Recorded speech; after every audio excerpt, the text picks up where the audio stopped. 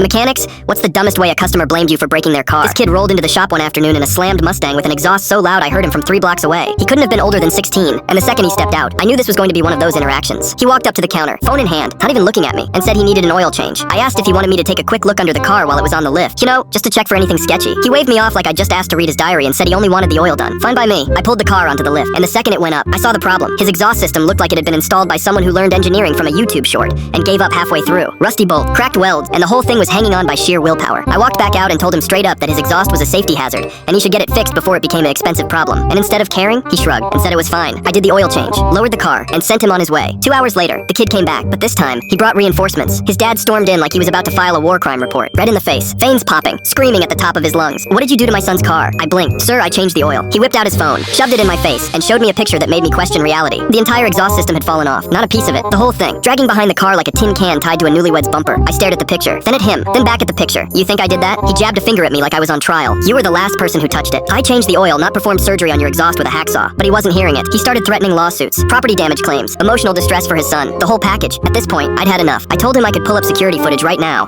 and show him exactly what I did, which was change the oil and walk away. He crossed his arms. "I don't need footage, I need you to fix it." That's when my manager walked out from the back, wiping grease off his hands like he'd just been summoned from the underworld. He looked at the dad, looked at the picture, and started laughing. Not a polite chuckle, a full, gut-shaking laugh that echoed through the garage. The dad's face went from red to purple. "What's so funny?" My manager zoomed in on the picture, pointed at the exhaust, and said, "That thing looks like it was made by a 2-year-old. You're lucky it was just the exhaust and not the whole transmission." The dad sputtered, tried to argue, but my manager cut him off. "You can either leave now or I'll call the cops for harassment, your choice." The dad grabbed his son by the arm, muttered something about terrible service, and stormed out like a toddler who just got told no. I never saw them again. But a week later, I got a 1-star review online that said I sabotaged his car. My manager printed it and framed it on the wall. And to this day, it's still the funniest story to tell our customers.